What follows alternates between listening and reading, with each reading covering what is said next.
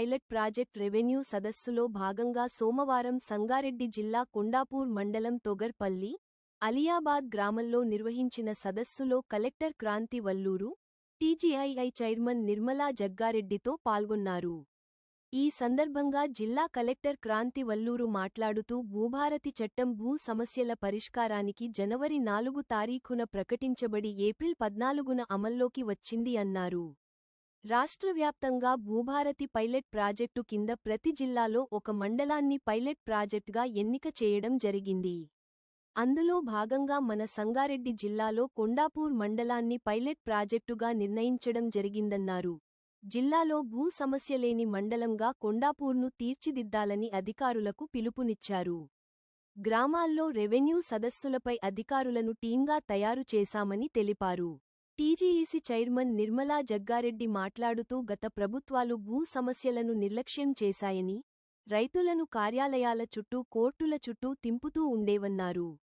కానీ ప్రజాప్రభుత్వంలో ప్రజల వద్దకే అధికారులు వచ్చి భూ సమస్యల్ని పరిష్కరిస్తారన్నారు.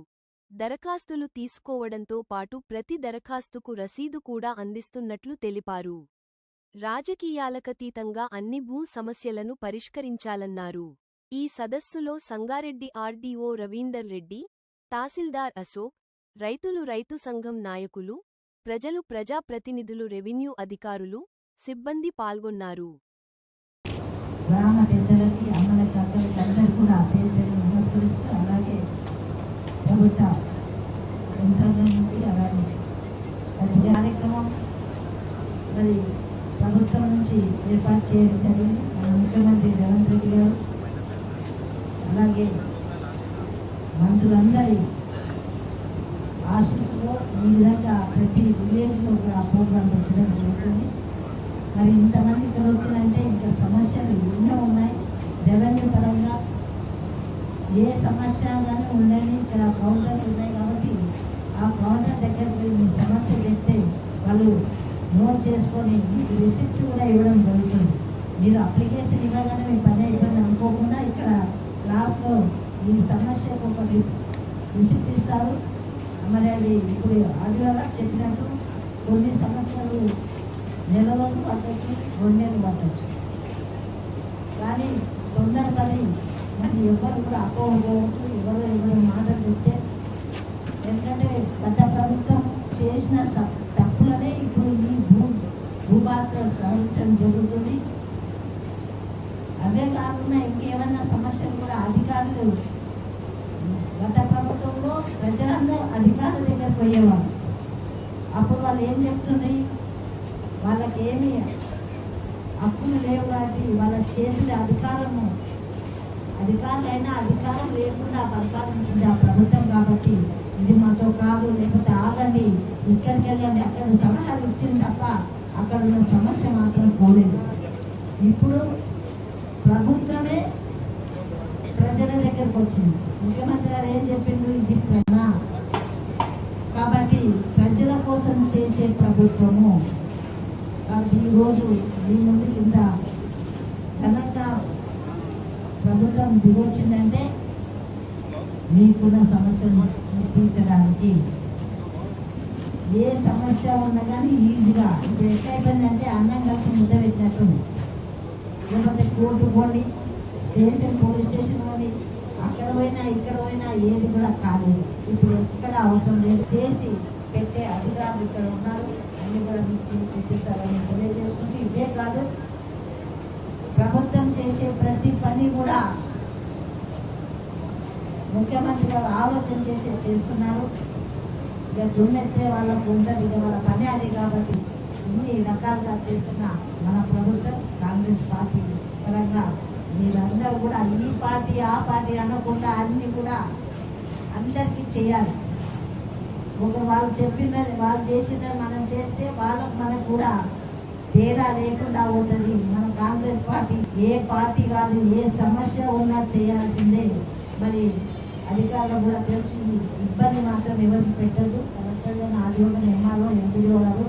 ఎందుకంటే ఇప్పటికే బాగా నలిగిపోయి ఆర్థికంగా ఇబ్బంది ఉన్న ప్రజలందరికీ ఇది మంచి మార్గంగా మంచి ఆలోచనగా చేసిన కార్యక్రమం కాబట్టి అందరి సహకారం ఇచ్చి మీ అందరి సమస్యలు తీరుస్తామని తెలియజేసుకుంటూ సెలవు తీసుకుంటున్నాను. ఇక్కడ ఇచ్చేసిన గ్రామ పెద్దలు, వివిధ గ్రామాల నుంచి వచ్చిన ప్రతి ఒక్కరు కూడా స్వాగతం పలుకుతూ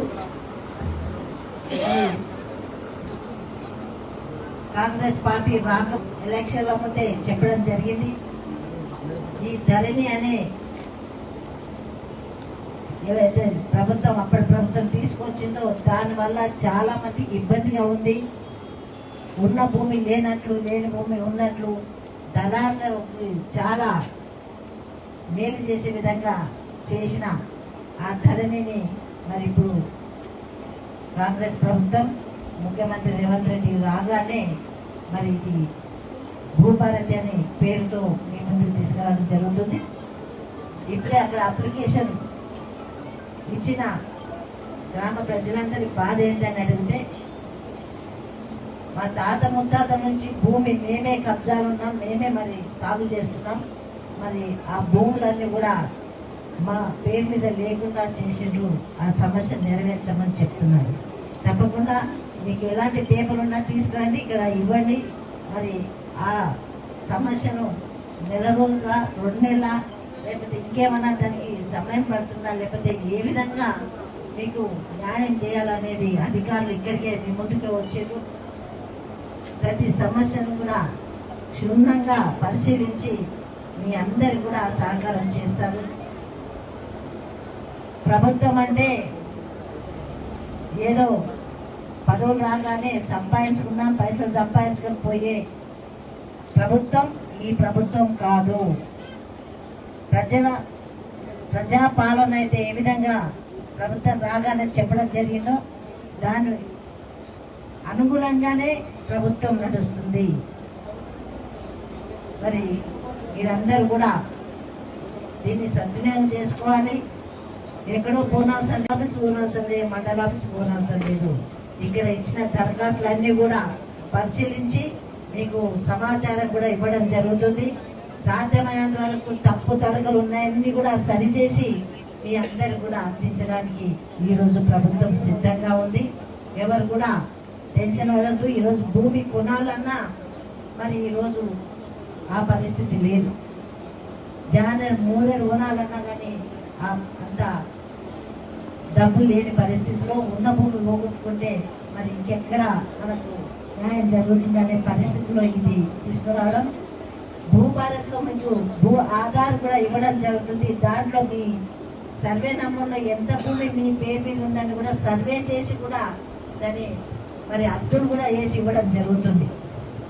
మీరు 10 సార్లు ఎవరి దగ్గర పోయే అవసరం లేదు. లేకపోతే ఏదో ఒక లీడర్ని పట్టుకొని ఆయన ద్వారా పోయి పని చేయించుకున్న ఇది కూడా లేకుండా స్వయంగా యంత్రాంగమే మన దగ్గరకు వచ్చింది కాబట్టి ఏ సమస్యలు ఇక ఉండకూడదని నేను కోరుకుంటున్నాను. ప్రభుత్వం ఎన్నో పథకాలు మనకు తెచ్చిస్తూ ఉంది. ఎట్లయితే మాట ఇచ్చిందో అన్ని కూడా ఒకటి ఎట్లా తీరుస్తుందో మరి మీ అందరికీ అందరిస్తున్నారు. మీ అందరికీ తెలుసు ప్రభుత్వం ఇచ్చిన మాట నిలబెట్టుకుంటున్న ప్రభుత్వం అంటే మరి ఈ ప్రభుత్వం అనేది మీరందరూ కూడా గమనిస్తున్నారు. గమనించాల్సిన విషయం మీ అందరికీ తెలుసని తెలియజేసుకుంటూ మరి ఇప్పుడు వివరంగా మన కలెక్టర్ గారు వివరిస్తారు. ఏం చేస్తారు, ఎట్లా ఉంటే ఏ సమస్య ఎట్లా నెరవేరుస్తారు. ఎవరు కూడా అధైర్యపడకండి, ధైర్యంగా ఉండండి. ఈ ప్రభుత్వం రేవంత్ రెడ్డి సీఎం గారు వచ్చినాక ప్రతి ఒక్కరు కూడా మరి అండగా ఉంటానని చెప్పిన విధంగానే మీకు అండగా ఉంటాం. మంచి నిద్ర ఉండి మీరందరూ కూడా సుఖంగా ఉండాలని కోరుకుంటూ సెలవు తీసుకుంటున్నాను. జై. తోగులపల్లి గ్రామం నుంచి వచ్చేసిన పెద్దలు, అందరూ మీడియా మిత్రులు అందరికీ కూడా హృదయపూర్వక నమస్కారం తెలియజేస్తున్నాను. తెలంగాణ రాష్ట్ర ప్రభుత్వం రైతుల యొక్క భూ సమస్యలను త్వరగా పరిష్కరించడానికి భూభారతి చట్టాన్ని తీసుకురావడం జరిగింది. ఈ ఏడాది జనవరి 4వ తేదీన భూభారతి చట్టాన్ని అమలులోకి తీసుకురావడం జరిగింది. ఈ చట్టానికి సంబంధించిన నియమాలన్నీ కూడా ఏప్రిల్ 14న అందుబాటులోకి తీసుకురావడం జరిగింది. మరి ఈ చట్టంలో ఉన్న ముఖ్య అంశాలు ఏంటివి అన్న దాని మీద ప్రతి మండలంలో కూడా మన జిల్లాలో అవగాహన సదస్సులు మనము నిర్వహించాము. దాంట్లో భాగంగా కొండాపూర్లో కూడా హెడ్ క్వార్టర్లో మనము అవగాహన సదస్సులు కూడా నిర్వహించాము. మరి ఇప్పుడు ప్రతి జిల్లాలో కూడా ఒక మండలం పైలట్గా తీసుకొని ఆ మండలంలోని అన్ని రెవెన్యూ సమస్యలు కూడా పరిష్కరించే విధంగా కార్యాచరణ చేపట్టింది తెలంగాణ రాష్ట్ర ప్రభుత్వం. మరి దాంట్లో భాగంగా మన జిల్లాలో కొండాపూర్ మండలాన్ని మనము పైలట్ మండలిగా ఎంచుకున్నాము. నిర్వహించి మా అధికారులే tahsildar, deputy tahsildar, senior assistant, junior assistant, surveyor, ఆపరేటర్లు అందరూ కూడా ఆ గ్రామానికి వచ్చి రెవెన్యూ సదస్సు నిర్వహించి ప్రజల నుంచి ఏవైతే వారికి భూ సమస్యలు ఉన్నాయో అవన్నీ కూడా దరఖాస్తు రూపంలో తీసుకోవడం జరుగుతుంది. కాబట్టి మీకు ఎటువంటి రెవెన్యూ సమస్య ఉన్నా కూడా మా రెవెన్యూ సదస్సులో మీరు వచ్చి సపోర్టింగ్ డాక్యుమెంట్స్ అంటే జిరాక్స్ కాపీస్తో పాటు మీరు దరఖాస్తు మాకు అందిస్తే అవన్నీ కూడా నెల రోజుల్లోగా పరిష్కారం చేయడం జరుగుతుంది. దీనికి సంబంధించి ప్రతి 2 గ్రామాలకు కూడా మనము సపరేట్ టీమ్స్ ఇవ్వడం జరిగింది. డిప్యూటీ తహసీల్దార్తో సపరేట్ టీమ్స్ ఇచ్చి వారికి ఆ గ్రామంలో ఉన్న అన్ని సమస్యలు కూడా ఫీల్డ్ విజిట్ చేస్తూ అంటే కబ్జాలో ఉన్నారా లేదా, న్యాయంగా ఈ భూమి అందుతుంది అన్నది క్షేత్రస్థాయిలో మా అధికారులు వచ్చి పర్యటించడం జరుగుతుంది. ఫీల్డ్కి వచ్చి చెక్ చేసి మరి న్యాయం అన్నది రైతులకు అందించడం జరుగుతుంది. కాబట్టి రైతు సోదరులందరూ కూడా ఈ రెవెన్యూ సదస్సులు సద్వినియోగం చేసుకోవాలని నేను కోరుతున్నాను. మీరు దరఖాస్తు ఇచ్చినప్పుడు తప్పకుండా దాని సపోర్టింగ్ ఎన్క్లోజర్స్ కూడా అందిస్తే మనకు పూర్తిగా సమస్య గురించి తెలుసుకొని మా అధికారులు దాన్ని పరిష్కారం చేయడానికి అవకాశం ఉంటుంది. సో ఒక క్యాంప్ అప్రోచ్లో అంటే ఇక్కడ ఈ మండలంలో ఉన్న సమస్యని పరిష్కారం చేసే విధంగా క్యాంప్ అప్రోచ్లో ఇక్కడే ఆర్డీఓ గారైనా మేమైనా ఇక్కడికే వచ్చి పరిష్కారం చేసే విధంగా మనం కార్యాచరణ చేస్తున్నాము. కాబట్టి ఈ మండలంలో ఎటువంటి భూ సమస్యలు ఉన్నా కూడా మీరు మా దృష్టికి తీసుకురావాల్సిందిగా కోరుతున్నాను.